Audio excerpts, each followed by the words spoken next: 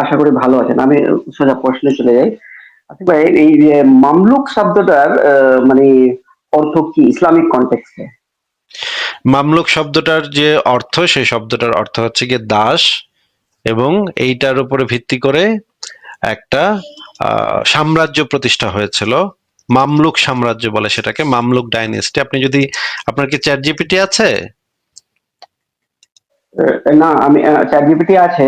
আমি যে জিনিসটা মানে সার্চ করে খুঁজে পেয়েছি ওটা একটু আপনার সাথে শেয়ারও একটু করছি আমি। একটু আ যদি চ্যাট জিপিটিটা অন করতেন আপনার, আরেকটা স্ক্রিনে যদি অন করতেন, অন করে একটু সার্চ, একটু লেখেন, চ্যাট জিপিটিকে একটু লেখেন, মামলুক কাদেরকে বলা হয়, আচ্ছা, মামলুক কি। আচ্ছা, এখানে আমি একটা কোয়েশ্চেন করতে চাইছি আপনাকে, যে এই মামলুক শব্দটা নিয়ে একটা মানে নাস্তিক না হুজুর, জানি না ওর নামটা, আমি ইয়ে করছি, আপনার সাথে কথা হচ্ছিল। উনি যখন বলেছিলেন যে মামলুক মানে সাধারণ দাস, এটাই তো বলেছিলেন উনি। তখন আপনি ওনাকে এই পয়েন্টটা কনসিড করে দিয়েছিলেন যে আপাতত আমার মনে হচ্ছে যে আপনার কথাটাই সঠিক। কিন্তু তখন আপনি চেক করেননি মামলুক শব্দটা, এটা বলছেন? হ্যাঁ, তখন আমি বলেছিলাম যে আমি পরে আবার চেক করে দেখবো, উনি যেই কথাগুলো বলেছেন সেগুলা আমি আরো পরে চেক করে দেখবো। আমি পরে চেক করে দেখেছি, মামলুক ডাইনেস্টি হচ্ছে গিয়ে একটা ইসলামের একটা সাম্রাজ্য প্রতিষ্ঠা হয়েছিল। মামলুক ডাইনেস্টি মানে হচ্ছে দাসদের সাম্রাজ্য, ওইখানে দাসরা রাজত্ব করত।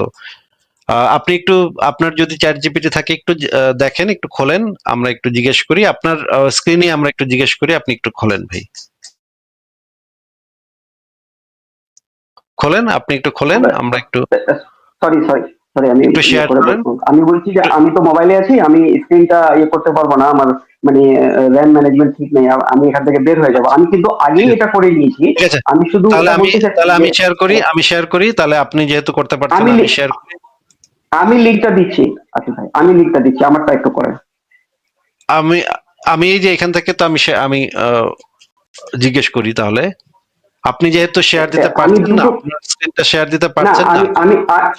আমি চ্যাট বক্সের লিঙ্কটা দিয়েছি। এটা এটা কি আপনি করতে পারবেন? ওই মানে চ্যাট চ্যাট জিপিটির আপনি যে লিঙ্কটা প্রশ্নটা দিয়েছি। করেছেন আমি তো বের করে ফেলছি, আপনি যে প্রশ্নটা করেছেন সেটা এখানে বলেন, আমি এখানে জিজ্ঞেস করছি, বলেন কি প্রশ্ন করব। আমি আমি বলেছিলাম যে মামলুক কারা। আচ্ছা, এই যে এই প্রশ্ন করেছে, এটা ঠিক আছে, প্রশ্ন ঠিক আছে, স্ক্রিনে দেখা যাচ্ছে?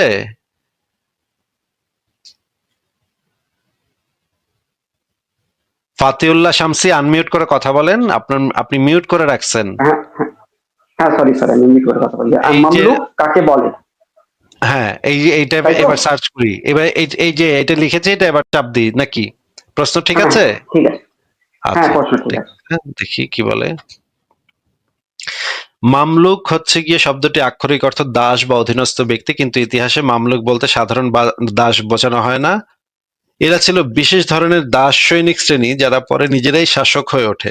আমি কি বলেছিলাম ভাই? হ্যাঁ, আমি যেটা বলতে চাচ্ছি আসিফ ভাই, আপনি এটাই বলেছিলেন প্রথমে। কিন্তু যখন ওই লোকটার নাম আমি ভুলে যাচ্ছি, ওই লোকটা আপনাকে বলল, তখন আপনি বলেছিলেন যে আপাতত আপনি সঠিক মনে হচ্ছে, কিন্তু উনি সেটা সঠিক তো ছিলেন সেটা না। তো আমি সেটা তো আমি বলেছি যে আমি পরে আবার চেক করে দেখবো ভাই, আপনি আমার কথা বোঝেন না। আমি বলেছিলাম আপাতত মনে হচ্ছে, মনে করেন আপনি যদি আমার কাছে এখন কোনো আরেকটা এভিডেন্স নিয়ে আসেন, তখন তো আমি বলবোই যে আপনার এভিডেন্স গুলো আমার একটু চেক করে দেখতে হবে, যেহেতু আপনি এই ভাষায় আমার থেকে বেশি জানেন, এই ভাষাটা আমার থেকে ভালো জানেন, সেহেতু আমার মনে হচ্ছে যে আপাতত আপনিই সঠিক। আমি পরে আবারও চেক করে দেখবো, এই কথাটাই তো আমি বলেছিলাম। হ্যাঁ, আপনার কথাটা আমি পুরোটাই শুনেছি। আমি যেটা বলতে চাচ্ছি যে ওই লোকটা কিন্তু বাটপারি করেছিল তখন। ওই লোকটা কিন্তু কোনো রেফারেন্স না দেখেই কোনো এই রেফারেন্স জিনিসটা দেখায়নি, বলেছিল। হ্যাঁ, কোনো রেফারেন্স দেখায়নি, সেই জন্যই হ্যাঁ, তো আমি আবারও চেক করেছি, চেক করে দেখেছি যে মামলুক বলতে এই জিনিসটাই বোঝায়। দেখেন এখানে কি লেখা, লেখা আসছে দেখেন। মামলুক প্রথা শুরু হয় আব্বাসি খলিফাদের আমলে নবম শতাব্দীর দিকে। তখন তুর্কি, ককেশীয় এবং পরে সার্কাসিয়ান কিশোরদের কিনে এনে সামরিক প্রশিক্ষণ দেওয়া হতো।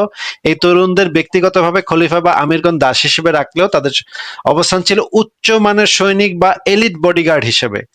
তারা বংশানুক্রমে দাস থাকতো না, স্বাধীনতা পেত, সামরিক পদে উন্নতি করত, এমনকি ক্ষমতা দখল করত। শাসন ব্যবস্থা, মিশরের মামলুক সালতানাত, এই যে প্রখ্যাত মামলুক ডাইনেস্টি, এটা মিশরের একটা খুবই বিখ্যাত ডাইনেস্টি। মিশরের মামলুক সালতানাত, আইয়ুবীদের পতনের পর মিশরে মামলুক সেনারা ক্ষমতা দখল করে। সালতানাতের দুটি ধাপ ছিল, বাহরি মামলুক এবং বুর্জি মামলুক। এরা জেরুজালেম, দামেস্ক প্রভৃতি অঞ্চলের মুসলিম জগৎকে মঙ্গল আক্রমণ থেকে রক্ষা করেছিল, ক্রুসেডারদেরকে পরাজিত করেছিল। ভারতে মামলুক বা দিল্লি দাস রাজবংশ, কুতুবুদ্দিন আইবেক, এই যে বিখ্যাত এই যে কুতুবুদ্দিন আইবেক, তিনি ছিলেন একজন মামলুক শাসক। হ্যাঁ, তিনি ছিলেন মোহাম্মদ ঘুরির দাস। ঠিক আছে, এইটা সার্চ করলে আপনি খুব চমৎকার সব উত্তর পেয়ে যাবেন। আরো যদি আপনি প্রশ্ন করেন তাহলে এটার এখানে সমস্ত উত্তর দিয়ে দিবে। হ্যাঁ, এইবার বলেন, আরেকটা ফাতিউল্লাহ শামসী ভাই বলেন। আচ্ছা, আপনি কেউ বের হয়ে গেলেন। আরেকটা প্রশ্ন ওখানে করতেন যে সাধারণ দাস আর মামলুক দাসের পার্থক্য ওখানে টেবিল আচ্ছা, করে দিয়ে দেয় কিন্তু চ্যাটজিপিটি। ঠিক আছে, আমি আমি আবারও জিজ্ঞেস করছি, অসুবিধা নেই। আমরা জিজ্ঞেস করি, সাধারণ দাস এবং মামলুক দাসের মধ্যে পার্থক্য কি?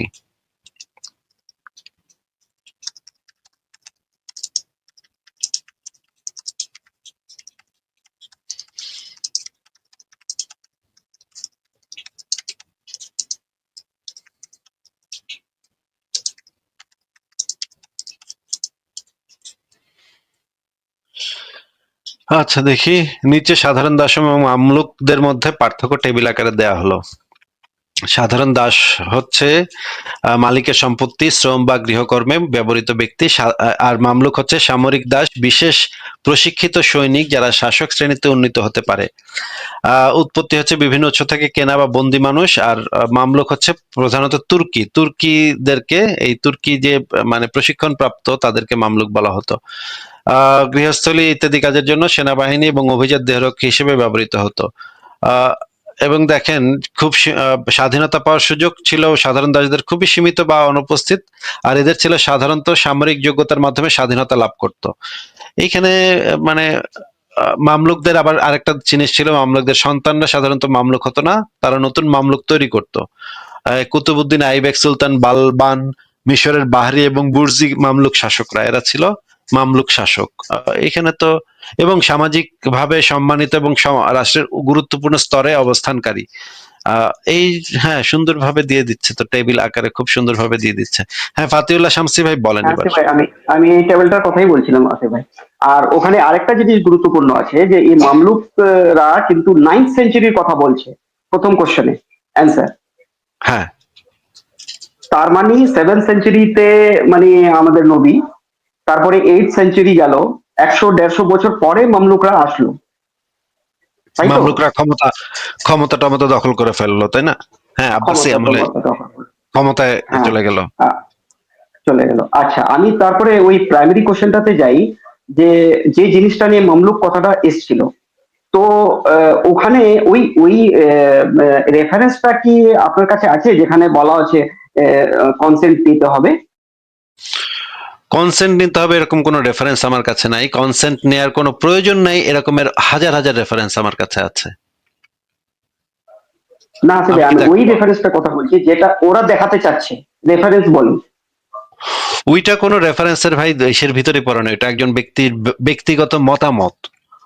একটা হ্যাঁ ব্যক্তির ওই ব্যক্তিগত মতামত, সেই একজন ব্যক্তির ব্যক্তিগত মতামতকে তারা নিয়ে আসছে, মানে ইসলামের বিধান হিসেবে নিয়ে আসছে। আমি আপনাকে সরাসরি, তাহলে আমরা একটু এই মুমিন মানে ভাই, মুমিনরা তো মানে বিরাট পরিমাণে বাটপার হয়, বাটপার এবং মানে এবং এই জিনিসটাকে তারা লুকাবার তো অনেক দিন ধরে চেষ্টা করতেছে, নানা ভাবে চেষ্টা করে যাচ্ছে।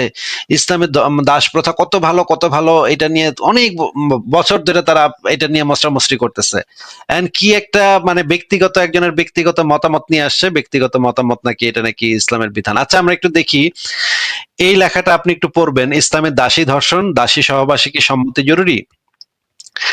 মুশফিক মিনার, প্রথমে আমি একটু মুশফিক মিনারের ইয়াটা একটু দেই, মুশফিক মিনার এই বিষয়ে কি বলেছিল সেই বিষয়টা আমরা একটু জেনে নেই। দাঁড়ান একটু। হ্যাঁ ওটা জরুরি, ওটা একটু দেখান তো। হ্যাঁ, ওরা সবকিছু ভাই মানে সংরক্ষিত আছে, একটু সময় লাগবে। মুশফিক মিনারই তো বলে গেছে যে মানে দাসীদের মানে ইয়া লাগে না, কনসেন্টের কোনো প্রয়োজন, মানে এখানে মালিকের ইয়াটাই মুখ্য। একটু দাঁড়ান।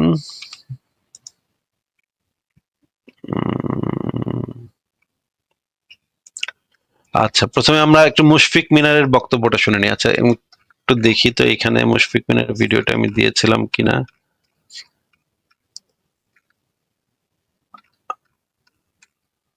আচ্ছা, এখানে নাই, মুশফিক মিনারের ভিডিওটা এখানে নাই। মুশফিক মিনারের বক্তব্যটা আমরা একটু প্রথমে দেখে নিই।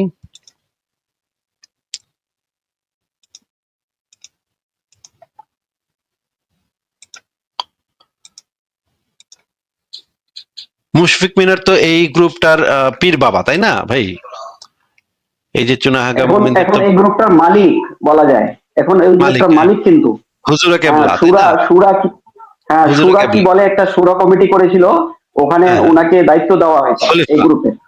খলিফা নাকি সেই গ্রুপের? তো খলিফা নাকি? হ্যাঁ হ্যাঁ, সেই গ্রুপের খলিফা, আচ্ছা, মডার্ন খলিফা। খলিফা কি বলে সেটা আমরা একটু দেখি। খলিফার কথাই তো এখানে প্রযোজ্য হবে, তাই না? চুনাহাগা মুমিনের কথা তো এখানে প্রযোজ্য হবে না, খলিফার কথাই তো এখানে প্রযোজ্য হবে। আচ্ছা, আমি একটু দেখি যে এখানে কি বলে সে।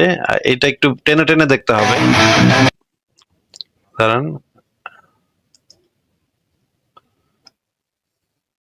আচ্ছা আমরা একটু দেখি এখানে। কেউ কেউ বলেছেন যে তার স্ত্রী ছিলেন, এটা তো ভিন্ন একটা মত, কিন্তু আমি যে সমস্ত আলেমদের অভিমত দেখেছি সেখানে তাকে দাসী হিসেবে উল্লেখ করা হয়েছে। যেমন আমি উদাহরণ হিসেবে উল্লেখ করতে পারি, আমি ইসলামের ইতিহাসের সব থেকে প্রাচীন তারিখ গ্রন্থের একটা হচ্ছে ইবনে জারির তাবারি রাহিমাহুল্লাহর তারিখুত তাবারি, এখান থেকে আমি দেখলাম যে তাকে দাসী হিসেবে উল্লেখ করা হয়েছে। এছাড়া আরেকটা খুবই বিখ্যাত তারিখ গ্রন্থ হচ্ছে আল বিদায়া ওয়া নিহায়া ইবনে কাসির রাহিমাহুল্লাহ, সেখানেও দেখলাম পঞ্চম খণ্ডে আমি এইগুলা রেফারেন্স দিয়েছি আমার এই লেখাটার ভিতরে, এই জিনিসগুলো দিয়েছে। হ্যাঁ, এছাড়া আমি ইবনে সাদ রাহিমাহুল্লাহর আত-তাবাকাতুল কুবরা, আচ্ছা, এখানে প্রথম খণ্ডে, সম্ভবত প্রথম খণ্ডে তাকে দাসী হিসেবে উল্লেখ করা হয়েছে। শুধু তাই না, সবথেকে গুরুত্বপূর্ণ হচ্ছে ইমাম ইবনুল কাইয়িম জাওজিয়া রাহিমাহুল্লাহ জাদুল মাআদের প্রথম খণ্ডে এখানে তাকে দাসী হিসেবে উল্লেখ করেছেন। কাজেই এতগুলো যেখানে রেফারেন্স আছে, এবং বর্তমান সময়কার সিরাত গ্রন্থের মধ্যে রাহিকুল মাকতুমেও দাসী হিসেবে উল্লেখ করা আছে, আল কোরআন একাডেমি লন্ডনের অনুবাদে, অথবা এবং সহিহ হাদিসে তো আছে রাসূল সাল্লাল্লাহু আলাইহি ওয়াসাল্লামের স্ত্রী এবং দাসীর যে তালিকা। হ্যাঁ, কাজে আমি আমার স্টাডিতে এটাই পেয়েছি যে তিনি দাসী ছিলেন।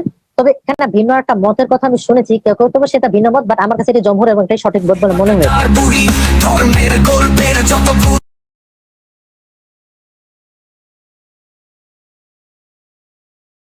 আচ্ছা, একটু অপেক্ষা করেন, আমরা একটু আমি একটু ওই জায়গাটাতে নিয়ে আসি। আছে, জি জি, এবং দাসপ্রথাকে ধন্যবাদ। এই ভিডিওটার এইখানে এটা আছে, এখানে এই ভিডিওটাতে এই জিনিসটা আছে। আমি একটু বের করে দেখি যে কোন জায়গাটাতে আছে। এই যে দেখেন, দাসীদের সাথে যৌন কর্মের জন্য কি দাসীদের অনুমতি নিতে হবে? অনুমতি নেওয়াটা কি বাধ্যতামূলক? এ ব্যাপারে আমি যেটা জানি, এটা আমি আজকে একজন আলেমের সাথে আলোচনা করেছি, এটা নিয়ে আলোচনা করেছি। এটা আমার জানা মতে যেটা, সেটা হচ্ছে অনুমতি নেওয়া জরুরি না, এখানে মনিবের ইচ্ছাটাই প্রাধান্য পাবে। ইয়া ভাই, আপনি কি শুনতে পেলেন? হ্যাঁ, একবারে পরিষ্কার, পরিষ্কার শুনলাম।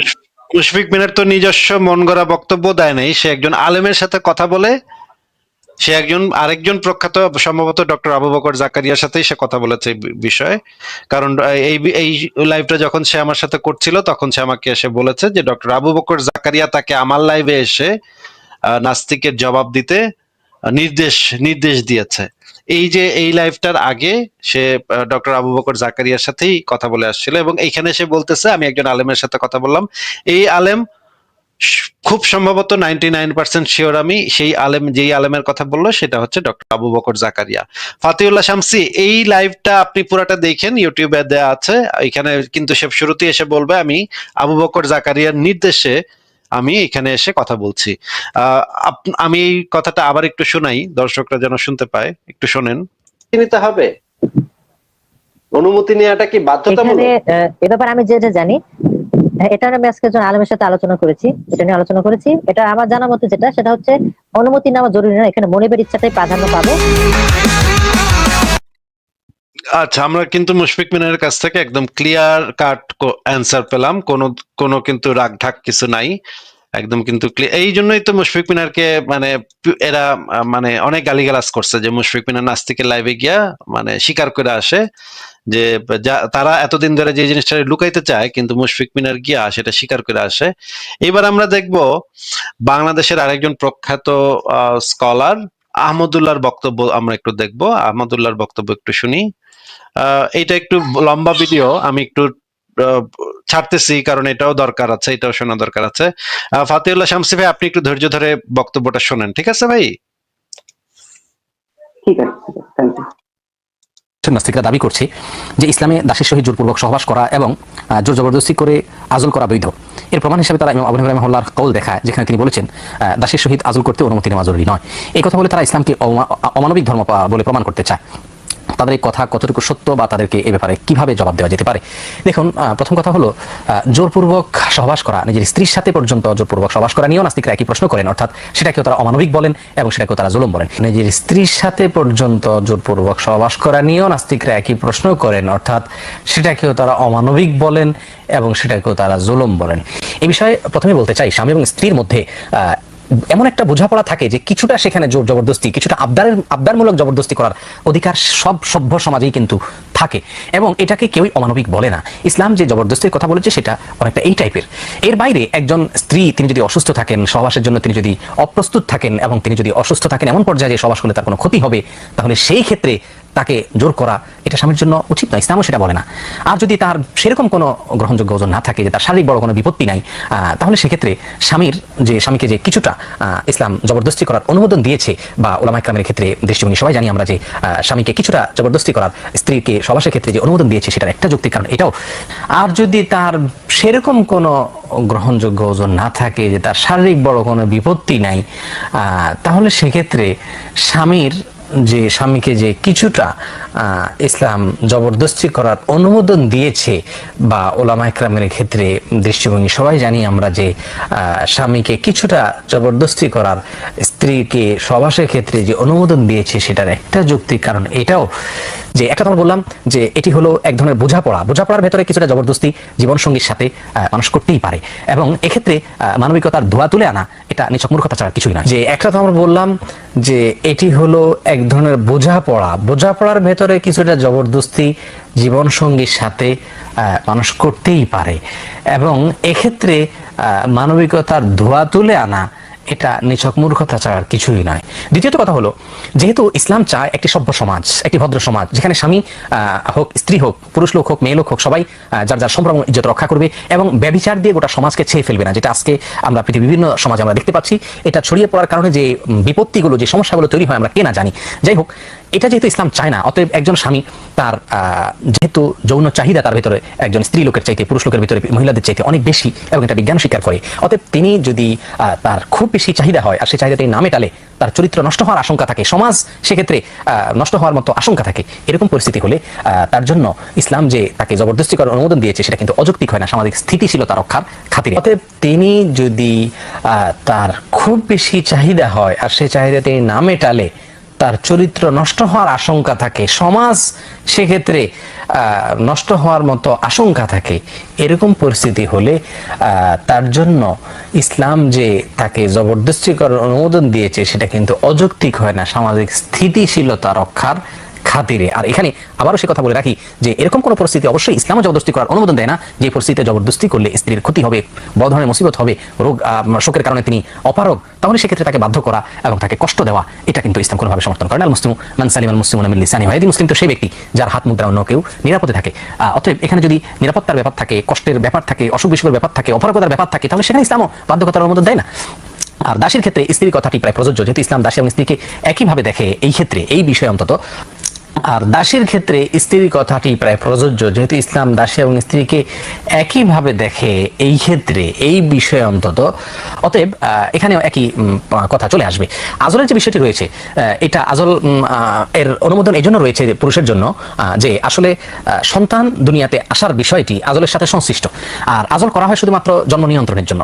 জন্ম নিয়ন্ত্রণের জন্য যেহেতু সন্তান আজল করা হয়ে থাকে, আর দাসীর সঙ্গে সন্তানের বিষয় হলো যে দাসী যদিও সন্তানের মা, কিন্তু এক্ষেত্রে অধিকার তিনি দাসী হওয়ার কারণে স্বাধীন পুরুষের অধিকারটা বেশি থাকে, এটা খুব সাধারণভাবে মানুষ বুঝতে পারেন। সন্তানের বিষয় হলো যে দাসী যদিও সন্তানের মা, কিন্তু এক্ষেত্রে অধিকার তিনি দাসী হওয়ার কারণে স্বাধীন পুরুষের অধিকারটা বেশি থাকে, এটা খুব সাধারণভাবে মানুষ বুঝতে পারেন। বিধায় আজলের ব্যাপারটি যেহেতু সন্তান হওয়া না হওয়ার সাথে সংশ্লিষ্ট, বিধায় এখানে স্বামীকে অগ্রাধিকার দেওয়া হয়েছে। কিন্তু ইসলাম কোনো অবস্থাতেই দাসী, তিনি একজন স্ত্রী, তিনি একজন মেয়ে লোক, তার যে যৌন চাহিদা আছে, আজল হোক বা অন্য কোনো পদ্ধতিতে হোক, সমস্ত পদ্ধতি অবলম্বন করার মাধ্যমে তার যৌন চাহিদা অপূর্ণ থাকুক অথবা তার যৌন চাহিদার দিক কোনো রকম খেয়াল না করা হোক, এরকম কোনো কথা কিন্তু ইসলাম বলে না। এখানে শুধুমাত্র সন্তান হওয়া না হওয়ার ব্যাপারটা। আচ্ছা, খুবই মানবিক ইসলাম। দেখেন, দাসীর যৌন চাহিদা যেন মিটে, এটা নিয়ে ইসলামের খুবই মানে তীক্ষ্ণ নজর আর কি, তীক্ষ্ণ নজর রাখতে হবে যে মানে এসের। এবং যে কথাটা বললো যে দাসী এবং স্ত্রীর ক্ষেত্রে জিনিসটা সেম, যে স্বামী চাইলে জবরদস্তি করতে পারে। এটা কি আপনি শুনতে পেয়েছেন নাকি আবারও বাজাবো ফতিউল্লাহ শামসী ভাই?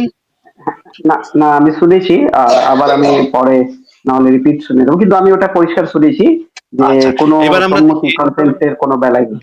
সম্মতি কনসেন্টের কোনো বালাই নেই। তবে যদি শরীর টরীর খারাপ থাকে, একদম মানে পিরিয়ড হয়ে যায় বা বিছনায় মানে শুয়ে একদম বিছানায় শয্যায় পড়ে থাকে, অসুস্থ হয়, তখন আর কি সেটা একটা ইয়ে আছে যে সেই সময় করা যাবে না। সেই সময় তো এমনিতেও কেউ আসলে করে না, কি সেই সময় তো এমনিতেও ওটা কি আমাদের ধর্ম বলে দেবে যে মানে ধরুন বউর শরীর খারাপ তো তখন করতে হবে না, এটা কি ধর্ম বলে দেবে? হ্যাঁ, ওটা তো আর এমনি কিছু কি বলার, মানুষের মধ্যে বিবাদ নেই?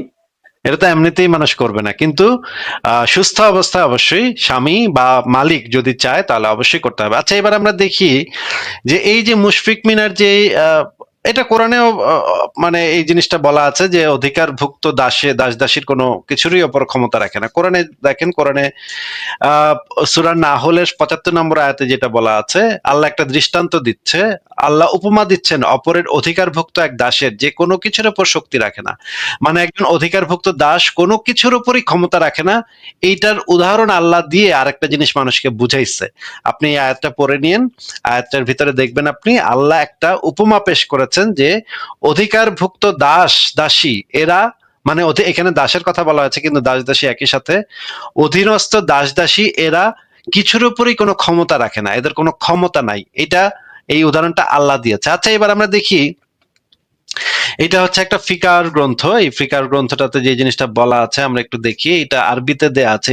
এই যে এই অংশটুকু আপনি একটু ট্রান্সলেট করবেন, মানে এআই দিয়ে ট্রান্সলেট করবেন বা গুগল ট্রান্সলেট করে ট্রান্সলেট করবেন। এখানে যে জিনিসটা বলা আছে এটা আমি ট্রান্সলেট করেছি।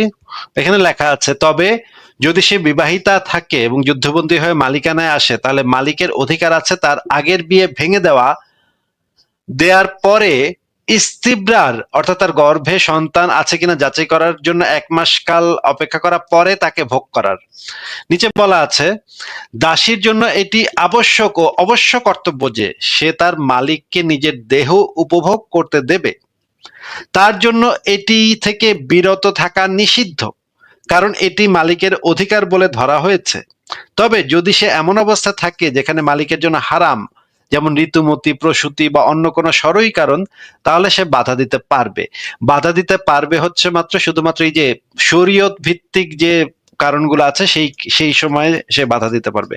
এইটার লিঙ্ক দেয়া আছে এই ফতোয়াটার। এইটা হচ্ছে কি একটা ফিকাহ গ্রন্থের মাসুয়াল আল ফিকাহ গ্রন্থে এই জিনিসটা খুব পরিষ্কারভাবে বলা আছে। আপনি এটা দেখে নিতে পারেন, এখানে লিঙ্ক দেয়া আছে, লিঙ্কটা গিয়ে আপনি আরবিটা পড়ে নিতে পারেন। এবার আমরা এই যে সরাসরি বই থেকেও দেখেন, সরাসরি বইতেও এই জিনিসটা আছে।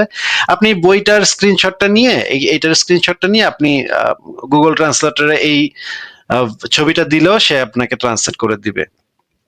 আচ্ছা, এবার আমরা দেখি মুশফিক মিনারের যে সবচেয়ে প্রিয় ওয়েবসাইট islamqa.info, যে ওয়েবসাইটের মানে অনুবাদও সে করে, সে বইও বাইর করছে এই ওয়েবসাইট থেকে, ফতোয়া কালেক্ট করে সে বইও বাইর করছে, বই অনুবাদও করছে। তার ওয়েবসাইটে হচ্ছে গিয়ে ভর্তি থাকে এই ওয়েবসাইটের রেফারেন্স। এই যে ইসলাম কিউএ, ডক্টর সালে আল মুনাজ্জিদ হচ্ছে বর্তমান বিশ্বে সবচেয়ে বড় সালাফি স্কলারদের একজন। এর যে ওয়েবসাইটে ফতোয়া নাম্বার 33,597 যেটা বলা আছে সেটা আমরা এখন একটু পড়বো। এখানে আরবি দেয়া আছে, আরবি তো আমরা পড়তে পারবো না, আমরা একটু এটাকে বাংলা অনুবাদ করে পড়ি। বাংলা অনুবাদ আমি এআই দিয়ে করাইছি, চ্যাট জিপিটি কে দিয়ে করাইছি। এইখানে আপনি নিজেও চ্যাট জিপিটি কে দিয়ে ভেরিফাই করে নিতে পারেন আমার অনুবাদটা ঠিক আছে কিনা। ফতোয়া নাম্বার হচ্ছে ৩৩,৫৯৭। এখানে যে জিনিসটা বলা হচ্ছে, কোন পুরুষ কি তার স্ত্রী বা দাসীকে জোর করে সহবাসে বাধ্য করতে পারবে যদি সে অস্বীকার করে? নিচে বলা হচ্ছে, নারীর জন্য বৈধ নয় যে সে নিজেকে স্বামী থেকে বিরত রাখবে, বরং তার উচিত স্বামীর আহ্বানে সাড়া দেয়। মানে এটা না, মানে স্ত্রীর জন্য এটা বৈধ না, মানে স্বামী যখনই চাইবে স্ত্রীও এটা বাধা দিতে পারবে না। স্ত্রীরও এই ক্ষমতা নাই যে স্বামীকে, যদি না সে অসুস্থ থাকে বা তার পিরিয়ড হয়ে থাকে, এই সমস্ত অজুহাত ছাড়া স্ত্রীরও অনুমতির কোনো বালা ইসলামে নাই, স্ত্রীরও অনুমতি নিতে হবে না। এখানে বলা হচ্ছে নারীর জন্য বৈধ নয় যে সে নিজেকে স্বামী থেকে বিরত রাখবে, বরং তার উচিত স্বামীর আহ্বানে সাড়া দেওয়া যখনই স্বামী তাকে আহ্বান করে, যদি না এমন কোনো ক্ষতি বা অজুহাত থাকে যা তাকে বৈধভাবে বিরত রাখে। এটা রেফারেন্স দিয়েছে এই হাদিসগুলা থেকে, বলেছে যে এটা। সুতরাং যদি কোনো নারী অকারণে অস্বীকৃতি জানায় তবে তাকে অবাধ্য গণ্য করা হবে এবং এর ফলে তার ভরণ পোষণ ও পোশাকের অধিকার নষ্ট হয়ে যাবে। মানে আপনি যদি এটা না করেন, তাকে যদি না, সেই মেয়েটা যদি তাকে না দেয়, তার মালিককে বা স্বামীকে যদি না দেয়, তাহলে তার ভরণ পোষণ এবং পোশাকের অধিকার নষ্ট হবে। স্বামীর কর্তব্য হলো তাকে স্ত্রীকে আল্লাহর ভয় দেখানো এবং উপদেশ দেওয়া। যদি কথা না শোনে তবে তাকে শয্যা থেকে পৃথক করা এবং তাতেও কাজ না হলে হালকা প্রহার করা, কিন্তু এমন প্রহার নয় যা আঘাত বা ক্ষত সৃষ্টি করে। মানে হালকা বেত দিয়ে পিটিতে পারবে, হালকা বেতের বাড়িটারি, পাশে বেতের বাড়িটারি দিতে পারে, তো এত বেশি জোরে দেওয়া যাবে না, কারণ আল্লাহর নবী আবার আরেকটা হাদিসে বলেছে, তোমরা তো রাতের বেলা তুই মেয়ের কাছে যাইতে হবে, এত জোরে পিটাও না, গোলামের মতো পিটাও না, স্ত্রীদেরকে তোমরা গোলামের মতো পিটাও না, কারণ রাতের বেলা তো তাদের সাথে সঙ্গম করতে তোমরা যাবা। এই কথা আবার আরেকটা হাদিস আছে, ওই হাদিসটা আমি পরে আপনাকে দেখাবো, ওইটা আরো মানে মর্মান্তিক হাদিস, ওইটা পড়লে ভয়ঙ্কর ভয়ঙ্কর হাদিস এটা। আচ্ছা, সূরা নিসার 34 নম্বর আয়াতে বলা আছে তাদের শয্যা ত্যাগ করো এবং প্রহার করো, এইটার রেফারেন্স দিয়েছে। শাইখুল ইসলাম ইমাম ইবনে তাইমিয়া বলেছেন, স্ত্রীর জন্য বৈধ নয় যে সে নিজেকে স্বামী থেকে বিরত রাখবে, বরং যখন স্বামী আহ্বান করবে তখনই তার সাড়া দেওয়া ওয়াজিব, যদি না শরীয়ত সম্মত কোনো কারণ থাকে যা তাকে বিরত রাখে। এটা এই ইবনে তাইমিয়া হচ্ছে সালাফিদের মধ্যে সবচেয়ে বড় আলেমদের মধ্যে একজন। এটা বলেছে মাজমা ফতোয়া গ্রন্থে, তার একটা বিখ্যাত গ্রন্থ আছে। এবার যে উত্তর দিচ্ছে, যদি বৈধ অজুহাত ছাড়ে স্বামীকে নিজেকে না দেয় তবে তার ভরণ পোষণ ও পোশাকের অধিকার বাতিল হয়ে যাবে আর তাকে প্রহার করা বৈধ হবে, তবে এমন ভাবে নয় যে তাতে তার গুরুতর ক্ষতি হয়। নিচে বলা আছে, অকারণে অস্বীকার করলে ফেরেশতাদের লানত হবে, ভরণ পোষণ এবং পোশাকের অধিকার নষ্ট হবে, স্বামীকে প্রথমে উপদেশ দিতে হবে, তারপরে শয্যা আলাদা করতে হবে, প্রয়োজনে হালকা প্রহার করতে পারবে, মানে স্বামী তার স্ত্রীকে হালকা প্রহার করতে পারবে। এর নিচে বলা আছে, প্রথমে স্বামীর উচিত স্ত্রীকে উপদেশ দেয়, তাকে অবাধ্যের ভয় দেখানো, আল্লাহর শাস্তির ভয় দেখানো, ফেরেশতাদের লানত স্মরণ করানো। যদি স্ত্রী তারপরে সাড়া না দেয় তবে শয্যা ত্যাগ করে তা থেকে দূরে থাকবে। সাড়া না দেয় তবে এমন ভাবে প্রহার করবে যাতে যা ব্যথাদায়ক হলেও ক্ষতিকর নয়। যদি তবু কোনো উপকার না হয় তবে স্বামী তার ভরণ পোষণ ও পোশাক বন্ধ করে দিতে পারে, এমনকি চাইলে তাকে তালাক দিতে পারে এবং তার থেকে আলাদা অন্য বিয়ে করতে পারে। একইভাবে দাসীর ক্ষেত্রেও তার জন্য বৈধ নয় যে সে কোনো অজুহাত ছাড়া মালিকের যৌন চাহিদা পূরণ থেকে বিরত থাকবে। যদি সে বিরত থাকে তবে সে গুনাহগার হবে, আর মালিকের অধিকার আছে তাকে শাস্তি দেওয়া এবং যেভাবে উপযুক্ত মনে করে শরীয়তের অনুমোদিত সীমার মধ্যে তার উপর ব্যবস্থা নেয়া। ভাই, এই জিনিসগুলা কি দেখতে পেয়েছেন আপনি? ফাতিউল্লাহ শামসী ভাই। হ্যাঁ আসিফ ভাই, অনেক কিছু বুঝতে পারছি।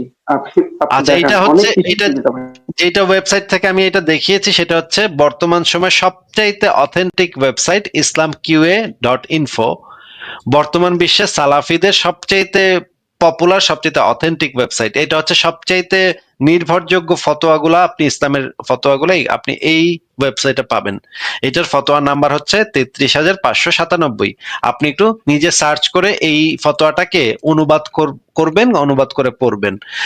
এরপরে আমরা দেখি আরেকটা ওয়েবসাইট আছে কাতারের, সেই কাতারের ওয়েবসাইটটা হচ্ছে এই ইসলাম ওয়েব। এটাও আরেকটা বিখ্যাত ফতোয়া ওয়েবসাইট। এইখানেও পৃথিবীর সমস্ত বড় বড় সালাফি স্কলাররা এখানে ফতোয়া দেয়, তাদের ফতোয়াগুলো এখানে আছে। এই ফতোয়াটার নাম্বার হচ্ছে 1883।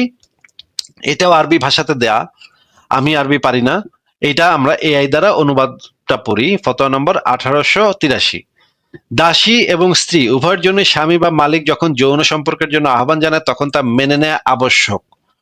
আহ নিচে আরো বলা আছে, স্ত্রী বা দাসী উভয়ের জন্য স্বামী মালিকের যৌন আহ্বান প্রত্যাখ্যান করা বৈধ নয় যদি না কোনো বৈধ সরই অজুহাত থাকে, মানে হচ্ছে পিরিয়ড, অসুস্থতা ইত্যাদি থাকলে তখন এইটা হচ্ছে সরই অজুহাত। এছাড়া কোনোভাবেই যৌন আহ্বান প্রত্যাখ্যান করা বৈধ নয়। অকারণে অস্বীকার করলে তাকে ফেরেশতাদের লানত ও আল্লাহর ক্রোধের শিকার হতে হবে। এই হাদিসগুলো প্রমাণ হিসেবে ব্যবহার করে ফিকহাবিদরা স্ত্রীর ওপর স্বামীর যৌন অধিকার বাধ্যতামূলক প্রতিষ্ঠা করেছেন। এখানে স্ত্রীর সাথে দাসীও ইনক্লুডেড। এই যে দেখেন islamweb.net, এই ওয়েবসাইটে এইখানে এই ফতোয়ার ভিতরে এই জিনিসটা বলা আছে। আমি স্ক্রিনশট সহ দিয়েছি 1883 নম্বর। এইটার স্ক্রিনশট রেখে আপনি এটা করবেন, অনুবাদ করবেন, গুগল ট্রান্সলেটরে দিবেন, তাইলে আপনাকে অনুবাদ করে দিবে। এই যে এইখানে আরো ভালোভাবে বলা আছে, এই যে 1883 নম্বর ফতোয়া, এই যে এই লাল দাগগুলা যেগুলো আছে সেগুলো অনুবাদ করে পড়বেন। আমি এআই কে দিয়ে লাল দাগ দেওয়াইছি কোন জায়গাগুলোতে এই কথাগুলো বলা। হ্যাঁ বলেন। সরি, আমি বলতে চাইছি এইগুলো ওয়েবসাইট কি সবগুলো অনলি আরবিক, মানে উর্দু বা বেঙ্গলি বা ইংলিশ নেই? দেখেন, যেই বিষয়গুলো একটু প্রবলেমেটিক তারা এগুলো অনুবাদ করে না, বুঝছেন, তারা আরবিতে রেখে দিচ্ছে। কিন্তু আরবিতে তো আছি, যেগুলা হচ্ছে গিয়ে খুবই প্রবলেমেটিক, মানে মানবাধিকার লঙ্ঘন করে এবং খুবই নোংরা, সেগুলা তারা অনুবাদ করে না। এখন এইটা তো আরবিতে আছে, আপনি এক কাজ করবেন, এআই কে দিয়ে অনুবাদটা করাইবেন, এআই কে দিয়ে, ঠিক আছে? আমি দেখেন আপনার চোখের সামনে দিলে আমি একটা অনুবাদ করাই, আমরা একটু একটা অনুবাদ করি, দেখি, মজা হবে, মজাটা দেখবেন আপনি। দেখেন আমি এই ওয়েবসাইটটাতে যাচ্ছি, না এটা না, এইটা আমরা অনুবাদ করাই, চলেন। ফতোয়া নাম্বার এত, এটা আমরা প্রথমে দেখি। এই যে দেখেন, এটা হচ্ছে ইসলাম কিউএ ওয়েবসাইট, দেখা যাচ্ছে? হ্যাঁ হ্যাঁ হ্যাঁ, দেখা যাচ্ছে। এইটা হচ্ছে ইসলাম কিউএ ওয়েবসাইট, এটা আপনি দেখতে পারেন এখানে। এটা হচ্ছে একদম ইসলাম কিউএ ওয়েবসাইট, ওদের ডিজাইনও খুবই সুন্দর, ইসলাম কিউএ ওয়েবসাইটের ডিজাইনও খুবই সুন্দর। এই ফতোয়ার কিন্তু তারা অনুবাদ করে না, ঠিক আছে? এই ফতোয়ার অনুবাদ করবে না, কারণ এই ফতোয়ার অনুবাদ করলে খবর আছে, অসুবিধা আছে। আচ্ছা, আমরা একটু গুগল ট্রান্সলেট দিয়ে প্রথমে একটু ট্রান্সলেট করি, দেখেন। আচ্ছা, এটা, আচ্ছা দেখেন, এখানে দেখেন, woman is not allowed to refuse her husband but she ইত্যাদি ইত্যাদি unless ইত্যাদি ইত্যাদি ইত্যাদি। এখানে আমি স্লেভ খুঁজি, এই যে দেখেন, is it permissible for a man to force his wife or female slave to have intercourse if she refuses? এখানে যে জিনিসটা বলা হচ্ছে দেখেন, likewise the slave girl is not allowed to refuse to fulfill the wishes of her master except for a valid reason. If she does so, she is disobedient and he has the right to discipline her as he sees fit and as permitted by Islamic law. ভাই, এই লাইনটা কি দেখা যাচ্ছে? আমি Google translator দিয়ে translate করেছি, দেখা যাচ্ছে? হ্যাঁ হ্যাঁ হ্যাঁ, দেখা যাচ্ছে। আর একবারে পরিষ্কার করে দিয়েছে যে মানে স্ত্রী বা স্লেভ গার্ল রিজেক্ট করতে পারবে না যদি কোনো সরই কারণ না থাকে, মানে হচ্ছে পিরিয়ড হওয়া, একদম মানে মর্মান্তিক ভাবে অসুস্থ হওয়া, মানে খুবই খারাপ ভাবে অসুস্থ, যে বিছনায় পড়ে আছে এরকম, বা প্রেগনেন্ট হওয়া, এই তিনটা কারণ মোটামুটি তারা লিখেছে যে এই তিনটা কারণ থাকলে তখন এটা হচ্ছে সরই কারণ, এই কারণে তারা রিফিউজ করতে পারবে। কিন্তু এছাড়া আমার ভাল লাগতেছে না, বা আমি করতে চাই না, তোমার গায়ে গন্ধ আসে, বা মালিক তোমার আমার ভাল লাগে না, তোমার মুখে থেকে থুতু বেড়ায়, তোমার থুতু থেকে বিচ্ছিরি গন্ধ, এইগুলা কিছুই অজুহাত সেখানে কাজে দিবে না। মালিক যখনই চাবে তখনই দাসী এবং স্ত্রী দুইজনেরই শুয়ে পড়তে হবে, পা ফাঁক করে দিতে হবে, নাকি ভাই? হ্যাঁ, এটা তো পরিষ্কার করে দিচ্ছে এই জিনিসটা।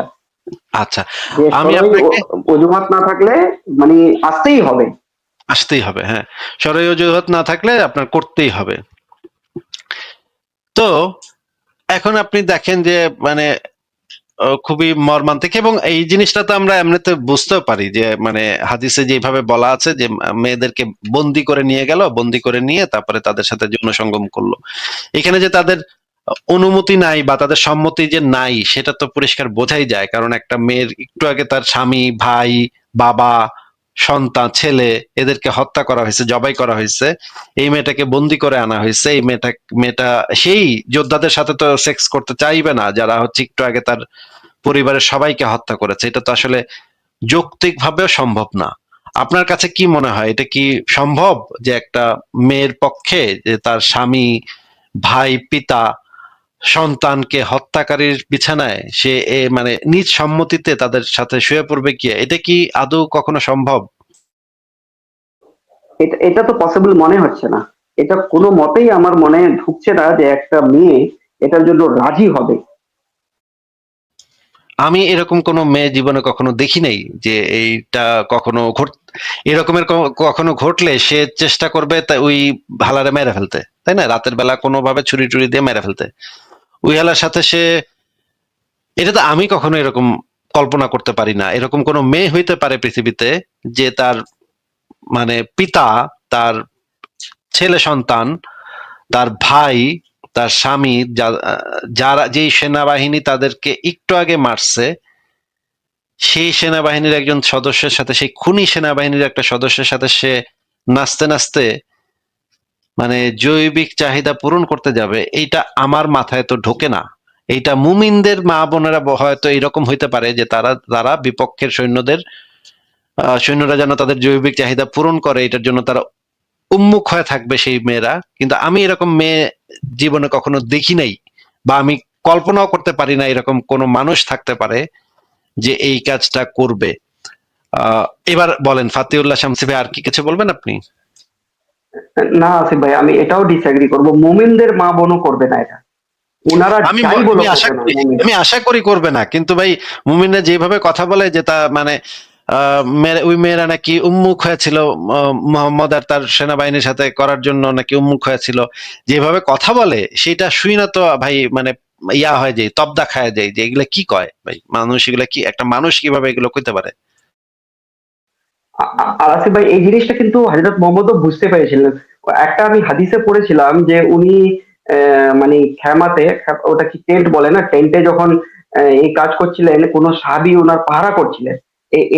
এরকম একটা হ্যাঁ হাদিস হ্যাঁ আছে না? হ্যাঁ হ্যাঁ হ্যাঁ হ্যাঁ মানে যে সাফিয়াকে যখন সে নিয়ে ইসের ভিতরে ঢুকছে, মানে তাঁবুর ভিতরে ঢুকছে, তখন একটা সাহাবী সারা রাত ওইখানে বসে বসে পাহারা দিছে। কারণ সাহাবী বলতেছে যে আমি ভয় পাইছিলাম যে এই সাফিয়ার বাপেরে, বাইরে, মানে স্বামীরে, তুমি সবাইরে, তুমি একটু নবী তুমি কিছুক্ষণ আগে তাদের সবাইরে জবাই করছো, এখন এই মাইয়ারে তুমি বিছনায় তুলছো, and এই মাইয়া যে তোমার গলায় ছুরি চালাবে না রাতের বেলা, এটা তো আমি বিশ্বাস করি না। আমি এই জন্য সারা রাত পাহারা দিছি, যদি সাফিয়া তোমার উপরে কিছু করতো। এই হাদিস এইটাও আমরা অনেকবার দেখাইছি, এই জিনিসটা আমরা অনেকবার দেখাইছি যে একজন সাহাবী সারা রাত পাহারা দিচ্ছে, এটা এই কারণে সেই সাহাবিও বুঝছে যে এই সাফিয়া, এইখান থেকে তো বোঝা যায় যে সাফিয়াকে তো তাইলে জোর করেই ওই তাঁবুর ভিতরে নেওয়া হয়েছিল। এই কারণেই তো ওই সাহাবিটা বাইরে সারা রাত পাহারা দিচ্ছে যে ওই মেয়ে আবার তার নবীরে কিছু করে কিনা, তাই না ভাই? তার মানে 1400 বছর আগে সাহাবীরা এই জিনিসটা বুঝতে পারছিলেন। এখন আমাদের মুমিন ভাইরা ওই জিনিসটা বুঝতে পারছে না যে ও মানে সুযোগ পেলে মানে কতল করে দিবে, কিন্তু বিছানায় আসবে না একটা দাস। সেটাই। ঠিক আছে ফাতিউল্লাহ শামসী ভাই, আপনি যদি চান তাহলে এই যে সংশয়.com-এ ঢুকে, জ্ঞানকোষ পাতাতে ঢুকে ইসলামে দাসী ধর্ষণ, স্বামী সহবাস, দাসী সহবাসে কি সম্মতি জরুরি, এই লেখাটা পড়বেন। এই লেখাটা পড়ে আমি সবকিছুই দেখালাম আপনাকে, মুশফিক মিনারের বক্তব্য, আহমদুল্লাহর বক্তব্য, আরো অনেক বক্তব্য আমার কাছে আছে।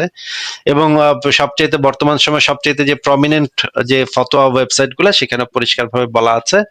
এটা নিয়ে যদি কেউ মানে মানে এখন যদি আপনারা ভুং ভাং দেখায়, আপনারা যদি গোজামিল দেয়, এখন তো কিছু এটা, তারা যে এটা নিয়ে লজ্জিত, ফাতিউল্লাহ শামসী ভাই, তারা যে ভুং ভাং দেখাচ্ছে, এটা তার থেকে বোঝা যাচ্ছে যে তারা এই জিনিসটা নিয়ে চরম ভাবে লজ্জিত, এবং তারা লজ্জায় টিকতে পারতেছে না। এই জন্য এদিক সেদিক হাতড়ায় ফাতরায় কিছু একটা আইন আপনাদের মানে বুঝ দেওয়ার চেষ্টা করতেছে, মানুষকে বুঝ দেওয়ার চেষ্টা করতেছে। কিন্তু আপনি তো নিশ্চয়ই যখন জিনিসগুলা অ্যানালাইসিস করবেন তখন তো পরিষ্কারভাবে বুঝবেন। এবং এটা তো একজন দাসীর তো আসলে একটা যুদ্ধবন্দী নারী, একটা দাসী, তাদের তো কোনো কনসেন্টের আসলে কোনো মানে স্কোপই থাকে না। এটা তো দাসীর ডেফিনেশনের ভিতরেই যায় না, তাই না? দাসীকে তো কেউ গিয়ে বলে না যে এই দাসী তুমি কি কাজ করবে, যাও কাজটা তোমার যদি মনে চায় তাহলে তুমি এই কাজটা করো। এই কথা তো দাসীদের সাথে কেউ বলেও না, তাই না? ঠিক আছে, তাহলে ফাতিউল্লাহ ভাই আপনাকে তাহলে আজকে বিদায় জানাই। হ্যাঁ হ্যাঁ, অনেক সময় দিলাম। আসিফ ভাই, একটা রিকোয়েস্ট করতে চাইছি ছোট। হ্যাঁ, বলেন। ওই যে মাঝে মাঝে এই যে কিছু জঙ্গি আপনাদের লাইভে চলে আসে, তো মানে রাগের মাথায় আপনারা জঙ্গির বাচ্চা জঙ্গি বলেন, মানে উনাকে জঙ্গি বললে কোনো অসুবিধা নেই, কিন্তু উনার বাবাকে না বললেই ভালো, আমার এটা রিকোয়েস্ট না থাকবে। আসলে আমরা ওই যে মোহাম্মদকে বলি আর কি, মোহাম্মদ জঙ্গি, হ্যাঁ, সেই মোহাম্মদের মোহাম্মদের বাবাও তো বাচ্চাকে বলি। মানে আব্দুল্লাহ জঙ্গি ছিল কিনা না না না, সেটা তো আমরা বলা ওদের যায় না। বাপ, ওদের বাপ হিসেবে আমরা মোহাম্মদকে বলি আসলে। হ্যাঁ, মানে ও মোহাম্মদের ও, বাচ্চা, আচ্ছা ওই আচ্ছা। জঙ্গিটাকে আমরা বলি মোহাম্মদের বাচ্চা। হ্যাঁ, আমরা আসলে তার যে বায়োলজিক্যাল ফাদার তাকে উদ্দেশ্য করে বলি না, তার যে ও আচ্ছা আচ্ছা, আধ্যাত্মিক তাহলে পিতা, ঠিক আছে। আধ্যাত্মিক যে পিতা, যেটা হচ্ছে সবচেয়ে বড় জঙ্গি রুহানি মোহাম্মদ। পিতা, মানে রুহানি পিতা রুহানি, তো। হ্যাঁ রুহানি পিতা, হ্যাঁ। ও, তাহলে কোনো অসুবিধা নেই, কিন্তু মানে বায়োলজিক্যাল পিতা নাও হতে পারে, সেই জন্য আমি রিকোয়েস্ট করলাম। ঠিক আছে, ধন্যবাদ। ঠিক আছে, তাহলে থ্যাংক ইউ। বিদায় জানাচ্ছি, ভালো থাকেন।